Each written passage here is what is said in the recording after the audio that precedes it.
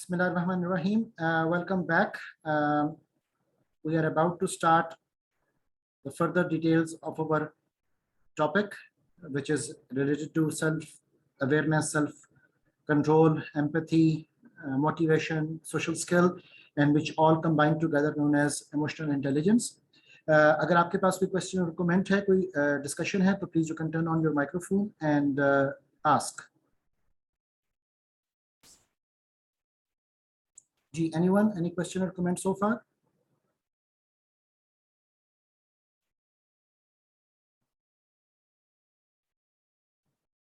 Okay, if no question and comment is coming in, then we may resume our slides now.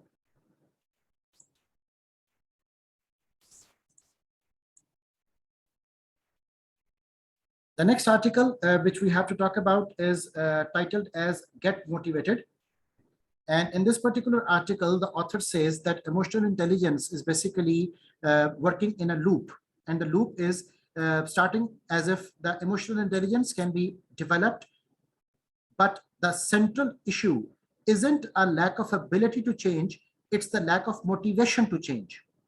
Okay अब ये बड़ा important concern हमारे पास आ रहा है कि इमोशनल इंटेलिजेंस डेवलप कर सकती है, लेकिन इसमें मेन चीज जो है वो ये नहीं है कि आपके पास एबिलिटी टू चेंज है कि नहीं, रादर आपके पास मोटिवेशन टू चेंज है कि नहीं, because that motivation would be developing your sense of self efficacy, and that self efficacy would be there to bring about a bigger and a greater and a better change. So once the motivation of the change is there, once the motivation, the triggers are there to bring yourself more closer to emotional intelligence, the next step would be that the motivation to change comes from the desire to change. Okay, और motivation भी कोई इस तरह की चीज नहीं है कि like it comes from a tablet or it comes from an injection or it comes from from nowhere. It has to have some desire. ठीक है, तलब हो तो अता भी हो जाती है.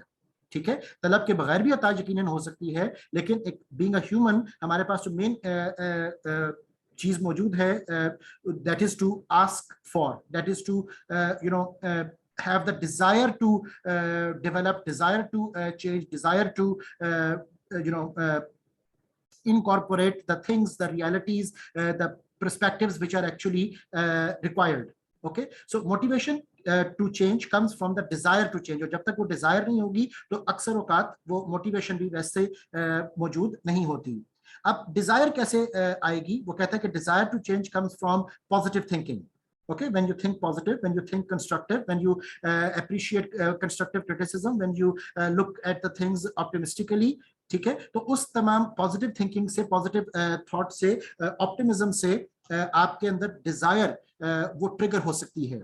अब उस डिजायर से चेंज की मोटिवेशन आपके पास आएगी और वो मोटिवेशन ऑब्वियसली होने मिन्नत है डिजायर की. ओके, सो ये मेन जो आइडिया इस सारे लूप में हम विजुअलाइज कर रहे हैं वो बेसिकली ये है कि आप किस कदर चाहते हो खुद से कि that you need to bring in a change. अब इमोशनल इंटेलिजेंस के बारे में एक बड़ा इंपॉर्टेंट कंसर्न अब हम स्टार्ट कर रहे हैं, एंड इट इज सेड कि balance is essential and never emphasize any one trait. अब हमारे पास different traits हैं of emotional intelligence, for example initiative, for example achievement, for example teamwork, for example empathy. वो कहता है कि इसमें बैलेंस रखें, आपको appropriate trade-offs करने पड़ेंगे इन तमाम traits के दरमियान, and never emphasize any one trait. For example initiative के बारे में कहता है कि you will always be changing things at your company. Okay, fine, good, that sounds wonderful that you want to bring in a change. आप initiative लेना चाहते हो, लेकिन over emphasis on the new initiatives नहीं होना चाहिए. जैसा हमने एक दफा पहले डिस्कस किया था कि sometimes no change is the change required. आप इस बात को एवेल्युएट करें कि क्या आपको इस इनिशिएटिव की जरूरत भी है कि नहीं, और क्या आप जरूरत से ज्यादा इनिशिएटिव्स तो नहीं ले रहे हो. Okay, second thing is achievement. उसके बारे में बड़ा इंपॉर्टेंट एक्सप्रेशन वो कहता है कि you will only be linked with outcomes. अगर आप ओवर एम्फोसिस ऑन अचीवमेंट कर लेंगे तो you will be only linked with outcomes. Okay, आपको रिजल्ट्स चाहिए. इसके लिए बड़ा इंपॉर्टेंट एक्सप्रेशन यूज किया जाता है नोन एज विनर्स कर्स. विनर्स कर्स का मतलब ये होता है कि अब जीतने के लिए आप हर बाजी लगाने को तैयार हो, आपको हर सूरत में जीतना है, आपको हर सूरत में अचीव करना है, आपको हर सूरत में कामयाबी की तरफ जाना है. अब कामयाबी भी जाहिर है कि बड़ा सब्जेक्टिव एक्सप्रेशन होगा, तो ये अचीवमेंट को भी जरा कंट्रोल्ड और बैलेंस्ड सेंस में रखना वो हमारे लिए जरूरी होगा। और ये बात का ख्याल रखें कि आपकी अचीवमेंट दूसरों के ऊपर कॉम्प्रोमाइज ना कर रही हो, आप कहीं अपॉर्चुनिस्ट तो नहीं बन रहे हो, ये तमाम चीजें हमें मद्देनजर रखनी है। इसी तरह आपका ये आर्टिकल एक और बड़ी इंपॉर्टेंट चीज बताता है कि टीम वर्क, आपने कहा जी टीम वर्क पे बड़ा एम्फोसिस है, ओवर एम्फोसिस। अगर द टीम वर्क हो जाएगा तो क्या होगा, you might never build diversity, because diversity जो है वो टीम्स को चैलेंज कर देती है, डाइवर्सिटी टीम्स को उस तरह से अप्रोप्रिएटली मूव नहीं करने देती है। ये डाइवर्सिटी का मतलब ये नहीं होगा कि इफेक्टिवनेस खत्म हो गई है, लेकिन जो टीम वर्क होती है उसमें सिंक्रोनाइजेशन पैटर्नाइजेशन होनी जरूरी होती है। सो आप डाइवर्सिटी को कभी प्रमोट नहीं करेंगे अगर आप over emphasis on team work वो कर रहे हैं। और क्या क्वेश्चन इंपॉर्टेंट इज कि आपको क्या वाकई टीम वर्क चाहिए भी कि नहीं चाहिए, सिर्फ आप the drum of the team work तो नहीं बजा रहे हो, आपको एक्चुअली इस बात को इवैल्यूएट करना पड़ेगा कि why and how and when and where you need to have the team work. Okay, working together and working in a team, ये दो मुख्तलिफ सेंस क्रिएट करती हैं चीजें। इसी तरह एम्पैथी के बारे में वो कहता है कि you might never fire anybody because आप बहुत ज्यादा एम्पैथी के मालिक हो, आपकी एम्पैथी इतनी ज्यादा है कि अब आप किसी को भी अपनी कंपनी फैक्ट्री कारखाना से फायर नहीं कर रहे हो। तो ओवर एम्पैथी भी बाज़ औक़ात आपके लिए नुकसानदेह हो सकती है। तो ये सब पॉजिटिव एस्पेक्ट्स हैं। इनिशिएटिव पॉजिटिव चीज है, अचीवमेंट पॉजिटिव चीज है, टीम वर्क पॉजिटिव चीज है, एम्पैथी पॉजिटिव चीज है, लेकिन too much of anything can create suffocation, too much of anything can create negativities. Exaggeration create अगर हो जाएगी तो उससे आपकी जो करामद वर्केबल जो working of workable aspects of empathy and team work and achievement and initiative होगा, उस पर कंप्रोमाइज आ सकता है। Likewise, the next sequence में हमारी जो डिस्कशन आ रही है, that is train the gifted. अब train the gifted में in the terms of emotional intelligence, it is said कि emotional intelligence can be learned. पहली चीज तो ये बड़ी इंपॉर्टेंट अपने जहन में बिठा लीजिए कि ये एक ऐसा फिनोमेना है which is to be learned. Okay, it develops with the passage of time. हम में से हर किसी के पास कोई ना कोई लेवल ऑफ इमोशनल इंटेलिजेंस है, लेकिन उसको मजीद बेहतर बनाने की जरूरत है। So emotional intelligence can be learned to a degree. For example, you can learn how to play music, but may not be able to become Mozart. ये बड़ा important expression, important example I found in the article and I put it on the slide. Okay, you can learn how to play music, but you may not be able to become Mozart. Okay तो हर किसी की limitations हैं, इसमें जो important चीज हमें सीखनी है, हर किसी की लिमिटेशंस हैं और उन लिमिटेशंस को हमें मद्देनजर रखना चाहिए। अब चाहे वो अकबर के नौरतन हो या चाहे भी किसी भी कॉन्टेक्स्ट में आप इस चीज को ट्रांसलेट कर लो, आपको ये बात समझनी पड़ेगी कि हर बंदा हर फील्ड का एक्सपर्ट नहीं हो सकता, हर किसी में हर कैपेबिलिटी वो नहीं हो सकती। तो अब आपको विजुअलाइज करना है कि वो क्या स्ट्रेंथ्स आपके पास हैं, आपकी क्या वीकनेसेस हैं, आपके क्या कंडीशंस एंड कंस्ट्रेंट्स हैं, आपके क्या सर्कमस्टांसेस हैं। अब जो भी आपके सर्कमस्टांसेस, कंडीशंस एंड कंस्ट्रेंट्स और सिचुएशन है, उसमें best utilisation, that is something that we want to develop. Okay, और उसको कॉन्शियस लेवल पर कॉन्शियसली और कॉन्शियसली हमें क्रिएट करना होगा। सेकेंड पॉइंट वो कहता है कि once you are able to understand your limits and your perspectives, वो कहता है कि emotional intelligence develops through a combination of biological endowment and training. ठीक है, अब आपकी जो पर्सनैलिटी कैरेक्टरिस्टिक्स हैं, आपकी जो बायोग्राफिकल कैरेक्टरिस्टिक्स हैं, जिसमें कि age, gender, tenure, mental status, आपके ये सब फैक्टर्स, रेस आपकी काउंट की जा रही है, सेक्ट, कास्ट, रिलीजन के पर्सपेक्टिव में भी हम इसको रेस को ट्रांसलेट कर सकते हैं। सो आपके जो बायोग्राफिकल कैरेक्टरिस्टिक्स हैं वो बड़ा अहम रोल अदा कर रही होंगी टुवर्ड्स योर इमोशनल इंटेलिजेंस। ठीक है, एक छोटी उम्र के बच्चे से, एक टोडलर से आप इमोशनल इंटेलिजेंस की क्या तवक्कुआत रख रहे हो, और एक ओल्ड एज पर्सन से आप इमोशनल इंटेलिजेंस की क्या तवक्कुआत वाबस्ता रख रहे हो। तो इसका मतलब ये हुआ कि टोडलर और ओल्ड एज के दरमियान में कुछ ना कुछ एज का डिफरेंस है, और उस एज के डिफरेंस के तहत इमोशनल इंटेलिजेंस का जो कॉन्टेक्स्ट होगा वो डिफरेंटली परसीव और कंसीव हो रहा होगा।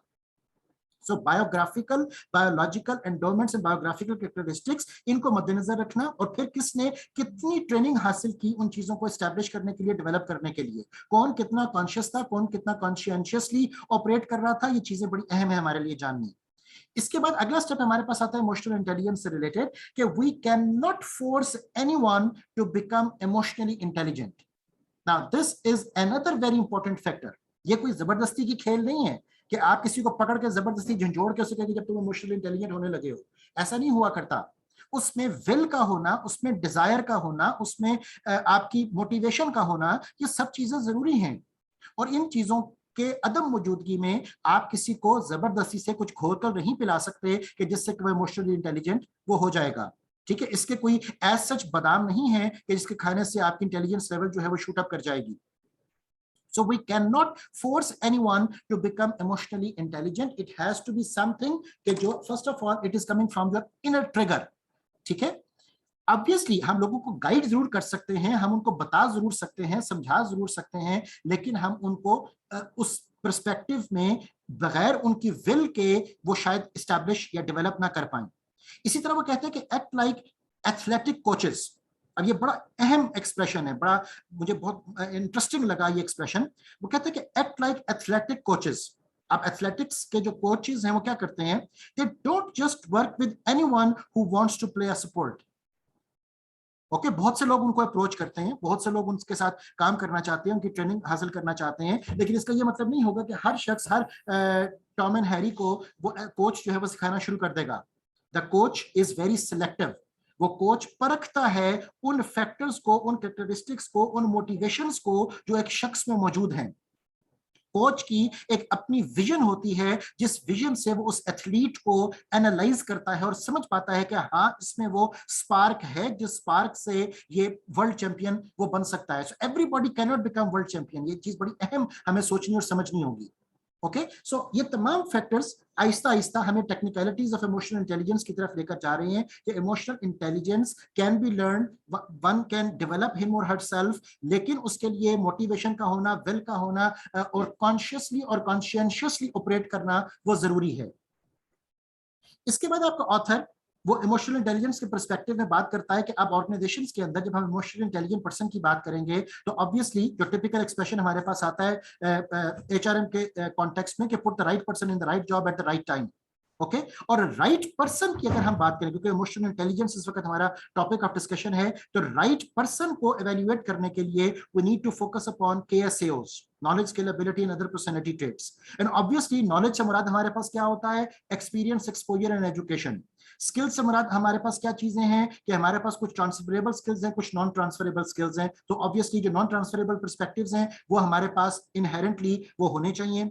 इसी तरह एबिलिटी के अंदर हमारे पास साइकोलॉजिकल और फिजियोलॉजिकल एबिलिटीज हैं, और अदर पर्सनालिटी ट्रेट्स में जाहिर है कि हमारी जो पर्सनालिटी एस्पेक्ट्स होंगे उनको कैलकुलेट किया जाएगा। अब साइकोलॉजिकल एस्पेक्ट्स में हमारे पास दो फैक्टर्स इंपॉर्टेंट इन्वॉल्व होते हैं, which are actually IQ and EQ, emotional quotient and intelligence quotient.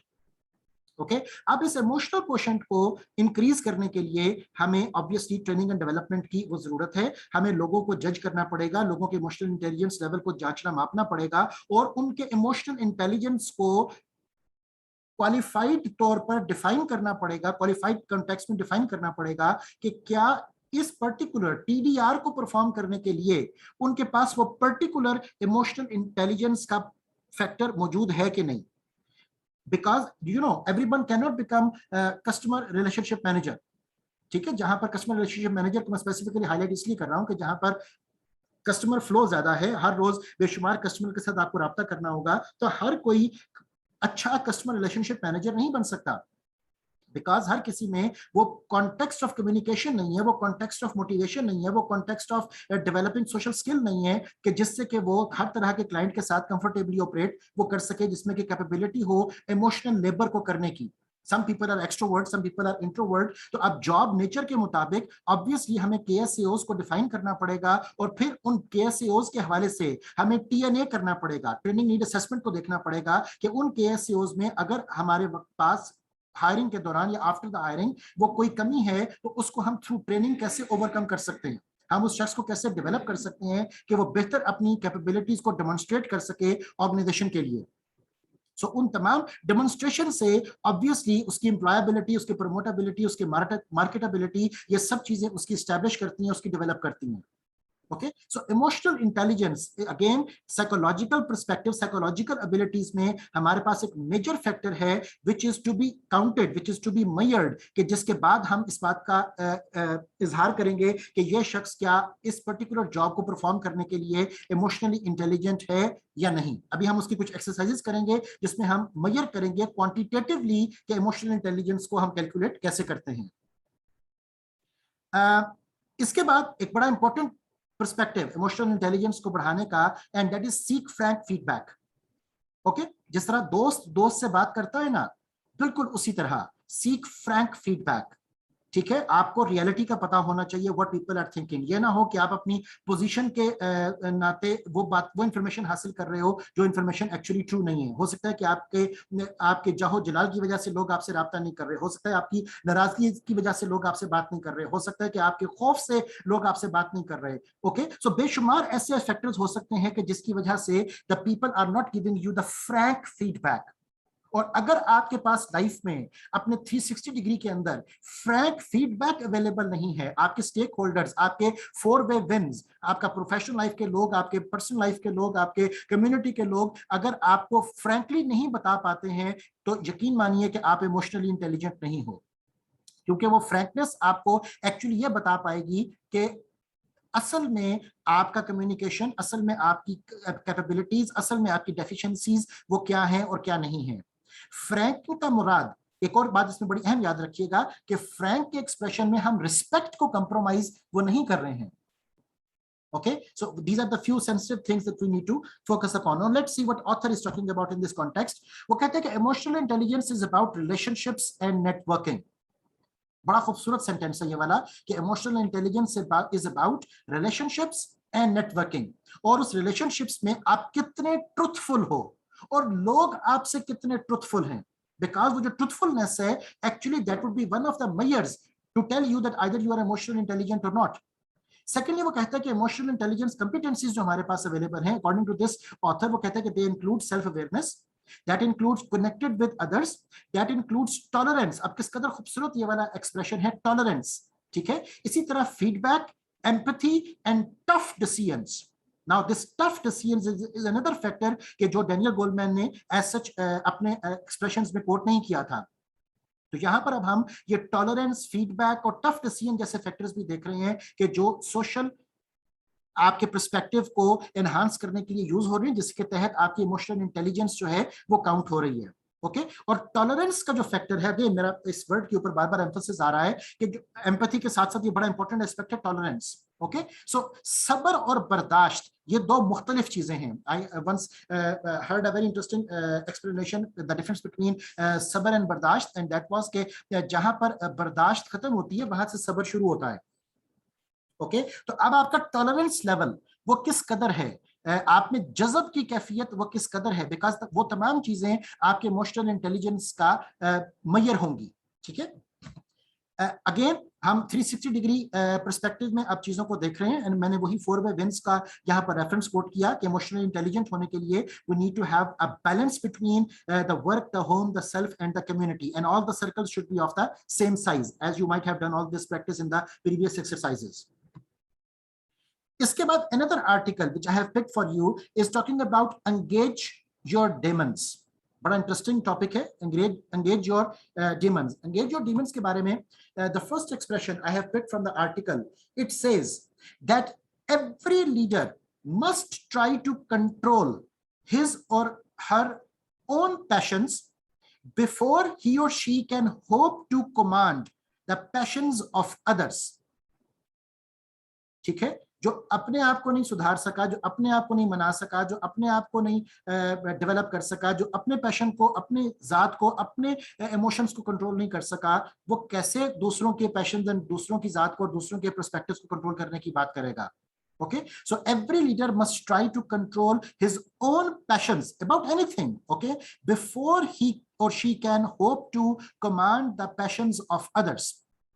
जिसके लिए हमने एक एक्सप्रेशन पहले यूज किया था कि first try to understand then to be understood. Okay, तो ये बड़ा अहम चीज है जो हमें समझनी होगी इमोशनल इंटेलिजेंस के पर्सपेक्टिव में। लाइकवाइज वो कहता है कि इमोशनल इंटेलिजेंस की जब हम बात कर रहे हैं, कंट्रोलिंग योर ओन डीमंस की बात कर रहे हैं, तो वो कहता है कि emotional intelligence develops when we struggle to overcome our selfishness and aggression. किस कदर खूबसूरत एक्सप्रेशन है कि जब हम अपनी सेल्फिशनेस और एग्रेशन को ओवरकम कर सकेंगे, दैट इज द टाइम कि जब हम इमोशनली इंटेलिजेंट होने का दावा वो कर सकते हैं। और अपनी सेल्फिशनेस को सेल्फलेसनेस की तरफ लेके जाने में काफी जद्दोजहद लगती है, काफी कोशिश लगानी पड़ती है, अपनी बायसेस को ओवरकम करना पड़ता है, अपने प्रेजुडिस एटीट्यूड को ओवरकम वो करना पड़ता है। ओके, सो अपनी जात का इनकार ये मुख्तलिफ और डिफिकल्ट अमर है। सो emotional intelligence develop when we struggle to achieve our self mastery.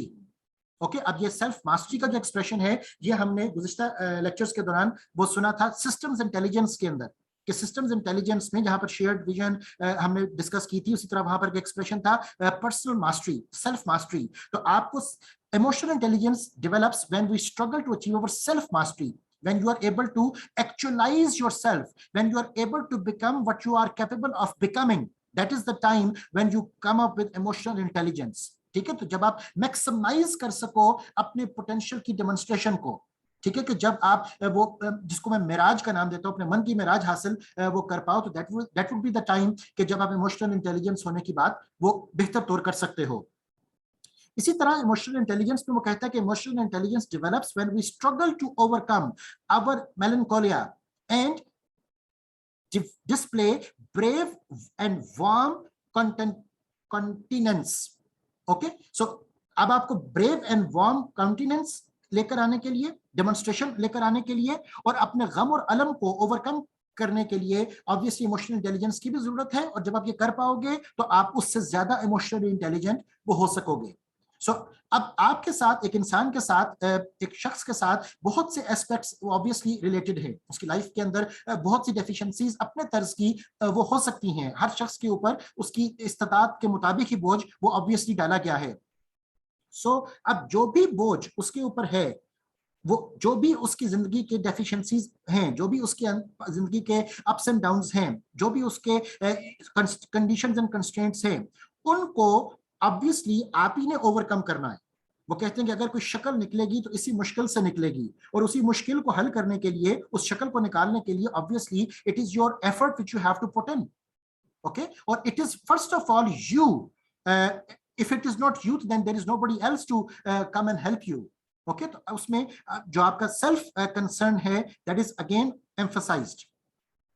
Likewise वो कहता है कि emotional intelligence develops when we struggle to overcome our condescending attitude. ठीक है, कि जब हम दूसरों को नीचा दिखाने की कोशिश वो कर रहे होते हैं, ओके, जिसमें कि हम दूसरों को इस बात का यकीन दिला रहे होते हैं, या ये बात उनको बता या मनवा रहे होते हैं कि like they are of nothing value. ठीक है, उनका कोई वजूद नहीं है, या उनका कोई मुकाम नहीं है, उनका कोई एहसास नहीं है, आप उनको लुक डाउन अपॉन कर रहे हो। तो ये चीजें आपको इमोशनल इंटेलिजेंस करने से रोकेंगी। आपको समझना पड़ेगा कि हर शख्स की एक इंडिविजुअलिटी है, हर शख्स की एक शनाख्त है, हर शख्स का एक मुकाम है, अपने ताईं वो अपनी दुनिया में मुकम्मल है, कंप्लीट है, और उसको उस रिस्पेक्ट देना, उसको वैल्यू देना, ये आपके ऊपर फर्ज अवलीन है। ओके, इसी तरह emotional intelligence is all about self awareness and self control. Okay, तो ये तमाम फैक्टर्स हैं जिनको बड़े अच्छे अंदाज में इस आर्टिकल के अंदर आपके ऑथर ने एलैबोरेट किया कि इमोशनली इंटेलिजेंट होने के लिए ऑब्वियसली, मैं फिर से रिपीट कर रहा हूं कि हमें सेल्फिशनेस अपनी खत्म करनी पड़ेगी, एग्रेशन को ओवरकम करना पड़ेगा, हमें अपनी सेल्फ मास्टरी की तरफ जाना है, हमें अपने मेलनकोलिया को रिमूव करना है, एलिमिनेट करना है, ओवरकम करना है, कंट्रोल करना है, सब्र और बर्दाश्त की कैफियत में आना है, बिला वजह में एतराज नहीं करना है, बिला वजह में शिकवा नहीं करना है। तो ये तमाम वो चीजें हैं जिसके बगैर हमारे लिए इमोशनल इंटेलिजेंट होना मुश्किल होगा। इसी तरह स्ट्रगल करनी है कि हम अपने ऐसे एटीट्यूड्स को अवॉइड करें कि जो एटीट्यूड्स दूसरों को नेगेटिवली अफेक्ट वो कर रहे हों, और ऑब्वियसली हमें सेल्फ अवेयर होना है और सेल्फ कंट्रोल की तरफ वो जाना है। नाउ इस पूरे खेल के अंदर the next article which I have sorted for you is basically talking about find your voice. और फाइंड योर वॉइस में विलियम जॉर्ज सेज कि इमोशनल इंटेलिजेंस उस वक्त डेवलप करेगी जब आप इन तमाम फैक्टर्स को अपनी जिंदगी का पार्ट वो बना सको। फॉर एग्जाम्पल इट सेज कि authentic leaders are emotionally intelligent and self aware. Number 2, we have to understand SWOT in emotional intelligence, the SWOT analysis of yourself. Okay.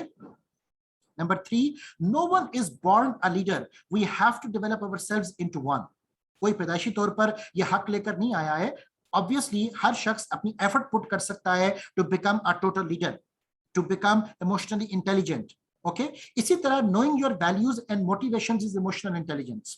आपको अपने वैल्यूज का पता हो, आपको अपनी परंपरा का पता हो, आपको अपने रवायात, अपने जो उस इलाके के जो ख्यालात हैं आपको उनका पता हो, आपको अपने माशरे के बारे में पता हो, आपको अपने जिस पर्सपेक्टिव में मूव करना है उसका वो पता हो, और इनके साथ साथ आपको अपनी वैल्यूज का सोर्स भी पता हो। ठीक है, कि आपके पास जो सोर्स आ रहा है वो सोर्स एक्चुअली क्या है, और उस सोर्स के अंदर किन किन बातों पर एम्फोसिस किया गया था, और आया उन बातों में से आप किन किन के ऊपर अमल दरामद वो कर रहे हो। ठीक है, जैसा आपको मैंने सोर्सेज ऑफ वैल्यूज में बताया था कि it can be religion, it can be doctrines, it can be environment, it can be even your own genetic code, जहां से आपका वैल्यू सिस्टम जो है वो इवॉल्व करता है।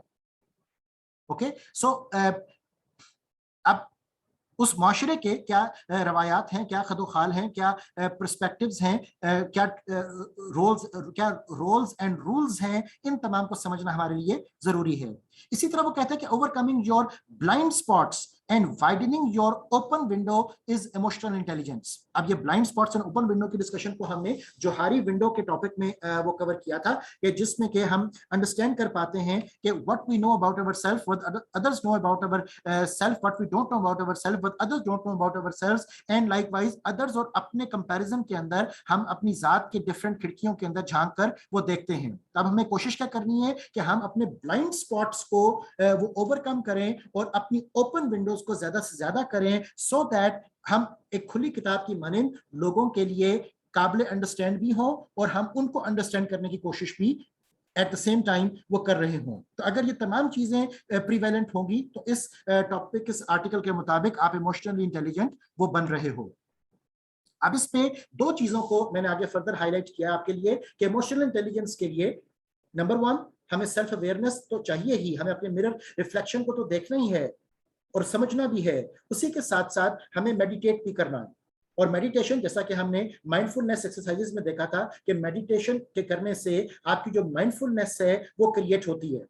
वहां पर आप फोलेडो की जो प्रॉब्लम है उसको भी ओवरकम वो आप कर सकते हो, और आप माइंडलेसनेस की जो प्रॉब्लम है आप उसको भी ओवरकम वो कर सकते हो। सो मेडिटेशन करना, फोकस्ड रहना, ये हमारे लिए बहुत जरूरी है कि जिसमें हम परख सकें, सोच सकें अपने किरदार को, अपनी गुफ्तार को, अपने अल्फाज को, अपने ख्यालात को, अपने मामलात को हम खुद से परख सकें, जान सकें, अपना कैथारसिस, अपना एनालिसिस, ये सारा कुछ कर सकें।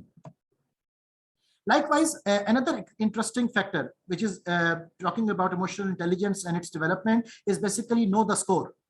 अब know the score में आपको लाइफ को ऑब्जेक्टिवली वो सोचना है, और ऑब्जेक्टिवली का मतलब ये होगा कि आपको स्मार्ट फैशन में सोचना है, स्पेसिफिकली मेजरेबली, आपकी जो टाइम ओरिएंटेशन के साथ और अटेनेबल पर्सपेक्टिव के साथ चीजों को आप जान सको, माप सको। ओके, सो स्मार्ट फैशन में SMART, specific, measurable, achievable, realistic, time frame factors के अंदर आप चीजों को सोचें और परसिस्टेंट रहें। ओके, परसिस्टेंट रहने से मुश्किलात को ओवरकम करना आपके लिए आसान होगा। अब कंसिस्टेंट और परसिस्टेंट में जो मेजर डिफरेंस हमारे पास आता है वो रेजिस्टेंस का है। ओके, तो रेजिस्टेंसेस जो हैं वो किसी की भी लाइफ में जीरो नहीं होती हैं। हर किसी के अपने तर्ज के मामलात होंगे, हर किसी के अपने तर्ज की आजमाइशें होंगी, और उन ट्रायल से गुजरना और उन ट्रायल से गुजरने के बावजूद अपने आप को परसिस्टेंट रखना, and that is something which is required by emotional intelligence. और साथ ही साथ ऑब्वियसली हमें चीजों को ऑब्जेक्टिवली भी सोचना है, and there is no doubt कि सब्जेक्टिव मेजर्स भी प्रीवेलेंट होंगे। जहां पर सब्जेक्टिव एस्पेक्ट्स हैं उनको सब्जेक्टिवली डील करें, जहां पर ऑब्जेक्टिव एस्पेक्ट्स हैं उनको ऑब्जेक्टिवली आप ट्रीट और डील करें। अब इमोशनल इंटेलिजेंस में इस आर्टिकल के अंदर आपका ऑथर आगे बात करता है कि being a leader you have to let others try their creativity and innovation. It is not always you, दूसरों को भी सुनना है, दूसरों की बात को भी फोकियत वो देनी है। सो उनकी क्रिएटिविटी और इनोवेशन को भी आप उजागर करें, उनके अंदर भी आप कैपेबिलिटी पैदा करें कि वो भी लीडर बन सकें। एक अच्छा लीडर मेरे नजदीक वो है जो दूसरों में लीडरशिप कैपेबिलिटीज क्रिएट वो कर सके, जो दूसरों की क्रिएटिविटी और इनोवेशन को प्रमोट और सपोर्ट वो कर सके। ठीक है, इसी तरह being a leader you have to empower others for decision making.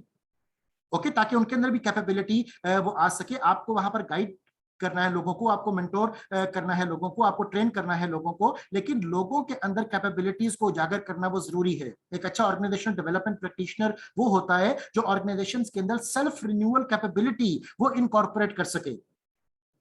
बिल्कुल इसी तरह being a leader never take the things for granted, और ये एक्सप्रेशन मेरे लिए बहुत अहम है कि never ever in your life take things for granted. Life में कुछ भी फॉर ग्रांटेड नहीं होता। आपको उसकी रीजन, लॉजिक, उसकी इंपॉर्टेंस, उसकी फोकियत, उसकी अफादियत, वो सब कुछ समझनी, जांचनी और मापनी होगी। महज इत्तफाकात वो नहीं हुआ करते। आपको चीजों को कैलकुलेट करना पड़ेगा, चीजों को परखना समझना पड़ेगा। चीजों को कभी भी फॉर ग्रांटेड, लोगों को भी कभी भी फॉर ग्रांटेड वो मत लें, because that is a very bad habit which people most of the time may have. Okay, so never take the things for granted. चाहे छोटे से छोटा मामला भी क्यों ना हो, उसको भी फॉर ग्रांटेड नहीं लेना चाहिए। उसकी एक अहमियत, उसकी एक फोकियत, उसकी एक इंपॉर्टेंस जो है वो यकीनन होगी। इसी तरह being a leader you have to coach and mentor your followers. Okay, being a leader you have to understand the moods and emotions of your followers as well. ठीक है, उनके ख्यालात क्या हैं, उनके एहसासात क्या हैं, उनकी जरूरियात क्या हैं, उनकी नीड्स एंड वांट्स क्या हैं, उनकी विश बेसिकली क्या है। तो ये तमाम चीजें जानना आपके लिए जरूरी हैं। इसी तरह being a leader you have to understand that others can commit mistake but let them learn from it. और ये चीज अक्सर कही और समझी जाती है कि the people who learn from their mistakes are the people who learn it from heart. Okay, so लेकिन ये बात याद रखें कि जब आप लोगों को एम्पावर करेंगे तो वो मिस्टेक भी कमिट कर सकते हैं, तो that is the risk involve. लेकिन वो मिस्टेक आपके लिए नुकसान का सबब इतनी नहीं होगी if the people learn out of it based upon obviously sensitivity of the operation. उसको हम ऑब्वियसली मद्देनजर रखेंगे। सो हमें केयरफुल रहना है। और वो दो वर्ड्स दोबारा मेरे जहन में आ रहे हैं, that we have to remain conscious and we have to remain conscious. ठीक है, उसके बगैर इमोशनल इंटेलिजेंस इनकम्प्लीट वो होगी। Likewise you have to keep it honest, you have to be real, you have to understand कि असल हकीकत वो क्या है। उसके लिए वो बात करता है कि empathy and compassion have to be balanced with honesty. Second thing कि empathy does not mean to hide the truth but there is a way to disclose it. किसी की केयर करने का मतलब ये नहीं है कि आप उसको एक्सप्लॉइट कर दें। किसी की केयर करने का मतलब नहीं है कि आप उससे हकीकत छुपा दें। किसी की केयर करने का मतलब ये नहीं है कि आप उसकी गलत ट्रेनिंग एंड डेवलपमेंट वो कर दें, आप उसको उसकी फ्री विल पर जाने दें। ठीक है, आपको बात करने का अंदाज, ढंग आना चाहिए कि आपने बात किसके साथ किस अंदाज में कब करनी है, कौन सा ट्रुथ कैसे एलेबोरेट करना है। लेकिन ट्रुथ को छुपाने की जरूरत, हकीकत को छुपाने की जरूरत, कमी कोताही को छुपाने की जरूरत वो एज सच नहीं है। So empathy does not mean to hide the truth, but there is a way to disclose it. Likewise, वो कहता है कि sometimes there is a sin in sincerity. Expression बड़ा इंटरेस्टिंग है, there is a sin in sincerity, because sincerity के जो पहले तीन स्पेलिंग है there sin. अभी जो sin in sincerity है वो बेसिकली क्या होती है कि sometimes you are trying to be empathetic, you're trying to take care, you're trying to put yourself in others' shoe, you are trying to be showing and demonstrating your concern and care, लेकिन अक्सर औकात आपका होना ही वहां पर बायसे मसला होता है। ये बात भी समझनी चाहिए, बड़ा नाजुक एक्सप्रेशन है ये वाला, लेकिन sometimes you have to be careful about it. Likewise, priorities and preferences, और ये आप इसको कैसे जांच और माप पाओगे? when the priorities and preferences are clear, when the expectations are discussed and shared, when you are there to come up with your four-way wins. Okay, तो ये तमाम वो चीजें हैं जो कि इमोशनल इंटेलिजेंस को बढ़ाने में मदद देती हैं। लाइकवाइज आपका ऑथर लिखता है कि rationality and intuition should go side by side. कहीं पर भी रीजन एंड लॉजिक पे कंप्रोमाइज ना करें, लेकिन reason and logic might not be able to tell you the whole truth. उसके लिए फिर आपको इंट्यूशन का सहारा भी लेना पड़ेगा, उसके लिए आपका इल्हाम, वुजदान, आपकी कशफ, आपका निर्वाण, ये तमाम चीजें भी करामद होंगी। सो रैशनैलिटी जो आपका थिंकिंग प्रोसेस है, उसके साथ इंट्यूशन को साइड बाय साइड लेकर चलें। अब चाहे वो स्ट्रेटेजिक मैनेजमेंट के कंसर्न्स हो, चाहे वो इमोशनल इंटेलिजेंस की डोमेन हो, ये बात हमेशा की जाती है कि rationality and intuition should go side by side. Okay, और ये डिपेंड करेगा कि आपके पास इन्वायरमेंटल अनसर्टेनिटी वो कितनी है, आपके पास इन्वायरमेंटल कॉम्प्लेक्सिटी वो कितनी है। बिकॉज जितनी इन्वायरमेंटल अनसर्टेनिटी और कॉम्प्लेक्सिटी बढ़ती जाएगी, आपका इफेक्ट ऑफ रैशनैलिटी कम होता जाएगा, इंपैक्ट ऑफ रैशनैलिटी कम होता जाएगा। उस वक्त इंट्यूशन ज्यादा चाहिए, और जो जो आपकी इन्वायरमेंटल अनसर्टेनिटी और कॉम्प्लेक्सिटी कम होगी, तो वहां पर फिर इंट्यूशन के ऊपर ज्यादा रिलाई नहीं किया जाता, वहां पर फिर आपका ज्यादा रिलाई ऑन रैशनैलिटी होता है। So one should be sensitive about the trade-offs in the personal and professional lives. ये बड़ा इंपॉर्टेंट एक्सप्रेशन है, आपको ट्रेड ऑफ्स अपने पता होने चाहिए। इसी तरह associations and affiliations must not be based upon compromises. बड़ा इंपॉर्टेंट एक्सप्रेशन है, associations and affiliations must not be based upon compromises. Okay, इसमें कुछ एक्सप्रेशंस ऑब्वियसली मैंने आर्टिकल के अलावा भी एडअप किए हुए हैं कि जिसमें हम चीजों को बेहतर तौर अंडरस्टैंड कर सकें इन द पर्सपेक्टिव जो हमारी डिस्कशन चल रही है, कि हमारे जो ताल्लुकात हैं, हमारे जो कनेक्शंस हैं, उसमें कहीं पर भी कोई कंप्रोमाइज नहीं होना चाहिए, rather it should be based upon adjustments. इसी तरह reality sometimes hurts but it exists. ये बड़ा इंपॉर्टेंट फैक्टर है, it hurts but it exists, learn to adjust with it, learn to adjust with it rather than कि हम regret में चले जाएं। बिकॉज जो रिग्रेट्स हैं वो बेसिकली क्या करेंगे, रिग्रेट्स आपको ड्रेन कर देंगे, रिग्रेट्स आपकी पॉजिटिव एनर्जी को खत्म कर देंगे, रिग्रेट्स आपसे वो छीन लेंगे जो दरअसल आपके पास है। So reality sometimes hurts but it exists, learn to adjust with it. Now another expression we have is coming from a Japanese writer, और उसने expression use किया कि go for the gamba. Now what is gamba? So let's see gamba की explanation आपका ये Japanese जो author है वो क्या देता है। Gamba is basically a Japanese expression जिसका मतलब होता है कि the place where value is created, means the origin, means the start, means the belonging. Okay, so हमारा जो टॉपिक था कि go for the gamba, आपको अपने ओरिजिन को जाना है, आपको अपनी हकीकत असलियत को वो पहचानना और मापना है। So the place where the value is created, वहां से, जिसको हम सोर्स ऑफ वैल्यू भी कहते हैं, वहां से आपका इमोशनल इंटेलिजेंस का सफर वो शुरू होगा। इसके बाद नेक्स्ट स्टेप वो लेकर आता है वाह। नाउ वाह is again a Japanese expression जिसका मतलब है सेल्फ हार्मनी। ओके, कि आप अपने सोर्स ऑफ वैल्यू तक जाएं और वहां से फिर आप अपनी डेवलपमेंट का जर्नी शुरू करें, और उस डेवलपमेंट के जर्नी के दौरान आप अपनी जिंदगी के अंदर एक सोशल हार्मनी वो क्रिएट करें। सोशल हार्मनी से मुराद ऑब्वियसली हमारे वो 4 वे विंस हैं। उसके बाद अब जब 4 वे विंस आपके पास आ गया, तो वो कहते हैं कि conflict is often the only way to get to gamba. अब conflict is often the only way क्यों कह रहा है? बिकॉज व्हेनेवर देयर आर 2 और मोर पीपल टुगेदर, उनके दरमियान कॉन्फ्लिक्ट का होना एक नेचुरल अमर है, और कॉन्फ्लिक्ट बुरा नहीं होता। याद रखिएगा कि मिसमैनेजमेंट ऑफ कॉन्फ्लिक्ट जो है वो चीज बुरी होती है। तो कॉन्फ्लिक्ट तो सिर्फ एक अनदर पर्सपेक्टिव होता है, कॉन्फ्लिक्ट तो सिर्फ एक अनदर अल्टरनेटिव होता है, कॉन्फ्लिक्ट तो सिर्फ एक अनदर चॉइस होती है, एक अनदर ऑप्शन होती है। So conflict is often the only way to get to gamba, because आपको वहां पर समझ आ पाएगी कि जब कॉन्फ्लिक्ट होगा कि असल में डिफरेंस था क्या, असल में हकीकत थी क्या, असल में ओरिजिन था क्या। बिकॉज जब तक कॉन्फ्लिक्ट नहीं हो रहा होगा उस वक्त तक ऑब्वियसली हम ना कॉन्शियस रह सकेंगे ना कॉन्शियस रह सकेंगे। सो इस एक्सप्रेशन में, एक्सक्यूज मी, इस एक्सप्रेशन में हमारे पास नेक्स्ट एक्सप्रेशन आता है कि conflict in itself is not bad, it is mismanagement of conflict that matters. तो उस मिसमैनेजमेंट को ओवरकम करना हमें आना चाहिए, और उसके लिए 2 एक्सप्रेशन जो इस जापानीज ऑथर ने हमारे सामने रखे, दैट इज गैम्बा एंड वा, जिसमें हम अपने ओरिजिन को रेफर करेंगे, अपनी हकीकत को पहचान पाएंगे, और साथ हम अपनी सोशल हार्मनी को वो क्रिएट करेंगे, ऑब्वियसली थ्रू 4 वे विंस। अब आपको ऑथर लिखता है कि effective management asks for embracing conflict. Number 2, ask for suggestions to operational, organizational and even interpersonal problems. Sharing, इसमें मेन चीज जो है वो ask, tell and share है। ये टिपिकल एक्सप्रेशन में यूज करता हूं, ask, tell and share. So when you share, तो उससे हमारा व्यू पॉइंट भी चेंज होता है, हमारा विजन भी ब्रॉड होता है।